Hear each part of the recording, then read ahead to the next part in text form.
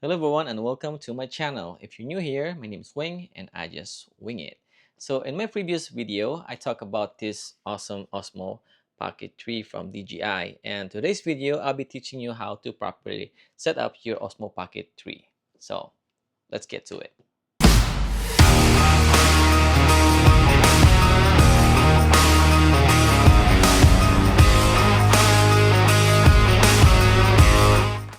So the first thing we need to do is to fully charge this device before we can turn it on, obviously. And once it's fully charged, we can turn this on by simply flipping the LCD screen horizontally, and it will automatically turn on. And you can just press the record button and you're good to go.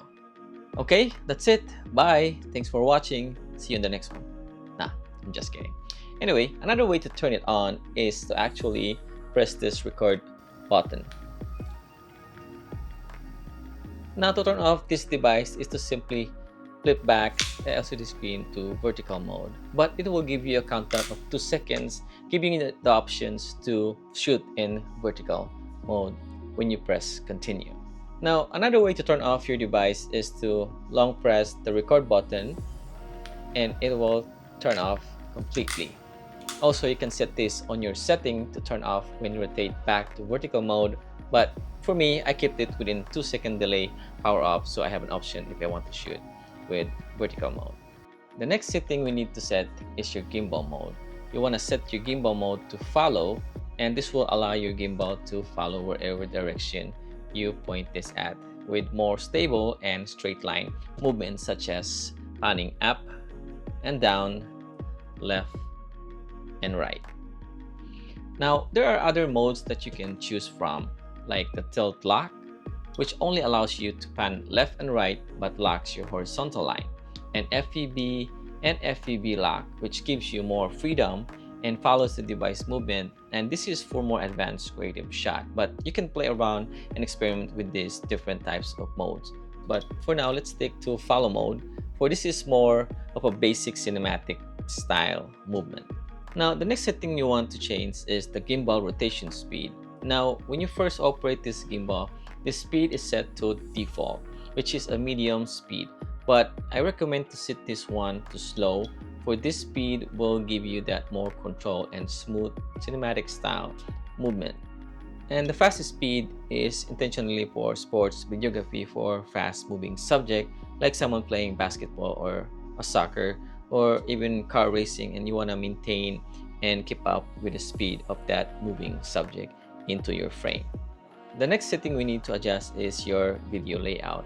Now, your framing layout should always switch to horizontal or landscape filming priority, for this will give you always the 4K video resolution. The portrait mode will crop in to the camera sensor, and this will minimize your resolution to, I don't know, maybe 3K or something like half.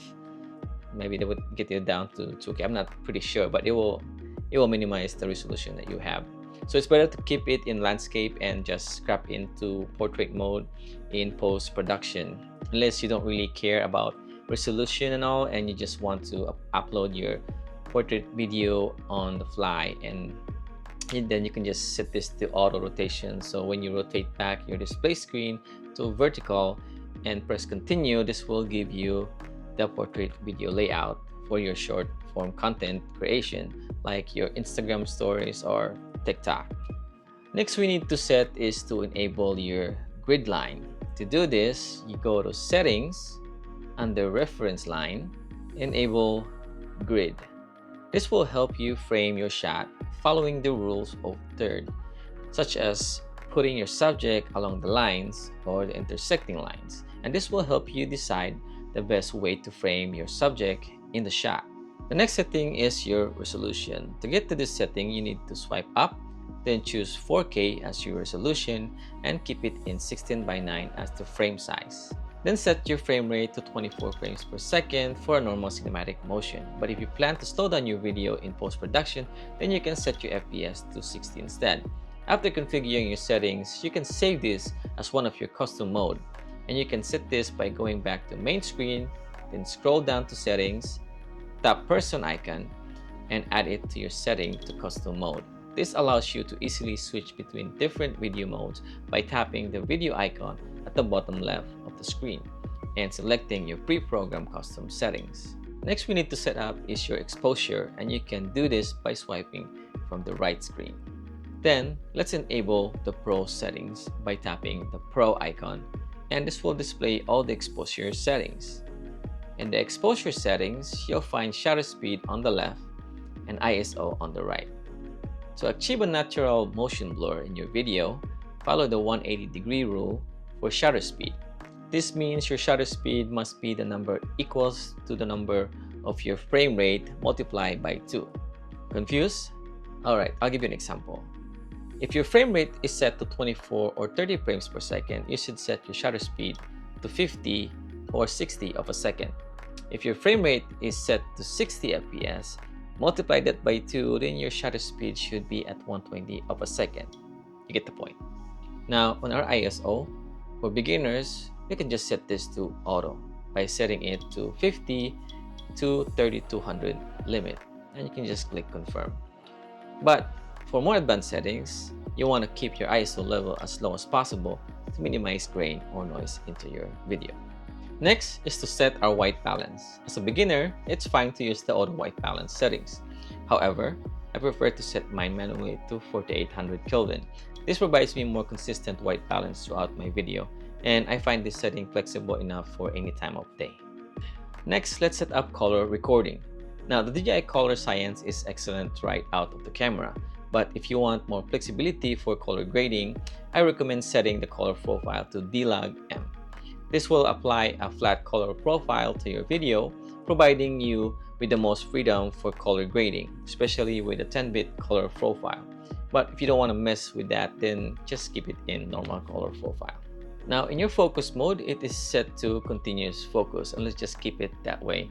This will keep the camera continuously adjusting focus and locking onto your subject, which is ideal for capturing moving subjects, as is often the case in our regular shoots. Last but not the least, let's adjust the exposure settings for image adjustment. By default, the Osmo Pocket 3 captures very sharp images, which can sometimes resemble those from an action cam or smartphone and may not have that cinematic quality you're aiming for. To achieve more refined look, reduce the sharpness to a -1. Now, what I love most about the Osmo Pocket 3 is its face tracking features, which allows the gimbal to follow you around even when you set it down. And this feature is useful when no one's there with you to take your video because, you're a loner and you don't have any friends. All kidding aside, this is actually great when you're filming by yourself or when you're vlogging and you want to move around. This gives your viewer the impression that someone is operating the camera behind the scenes. Now, by default, this will keep your head at the center, but the downside with that, it will give you that too much head space and you'll be wasting that space above your head. So the best way to avoid doing that is to use dynamic framing. And this allows you to set where your head is gonna be, and the gimbal will lock on that position and keep your head in that frame. Now, if you bought the standard version of the Osmo Pocket 3, meaning you just have the Pocket 3 itself without the DJI Mic 2, then at this point you should be all set and enjoy your Osmo Pocket 3. However, if you purchase the Osmo Creator Combo, which includes this DJI Mic 2, then I have an additional tip for you. While the onboard mic of the Osmo Pocket 3 performs well, it doesn't deliver the highest sound quality. Now, this DJI Mic 2, which I'm using right now, will significantly enhance your audio experience.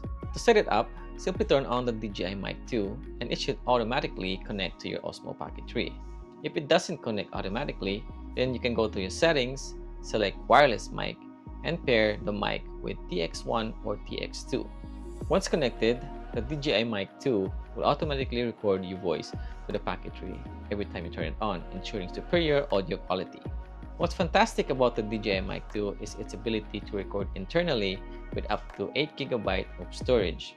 This feature is incredibly useful if your Osmo Pocket 3 fails to capture audio, as you'll have a backup recording from the DJI Mic 2. To further enhance your audio recording, you can use both the onboard microphone and the DJI Mic 2 simultaneously. Just simply enable the built-in mic audio backup options on your settings. This will create two separate audio files, one from the DJI Mic 2 and another from the Osmo Pocket 3 built-in microphone. Now this setup is very beneficial, especially when you're speaking away from the Pocket 3, as it allows the Pocket 3 to record ambient sound while the DJI Mic 2 captures your voice clearly. So that's it for today's video. I hope you find this useful or informative. Thank you for watching. If you get this far, you're amazing. Please support me by giving this video a thumbs up. And don't forget to subscribe to my channel if you haven't already, and click that bell icon for more video. Until then, I'll see you on the next one. Ciao. Swipe up, tag your friends, like and subscribe, comment below. If I make this follow, don't let this flop, wait till the end, like for part 2, I'm going viral.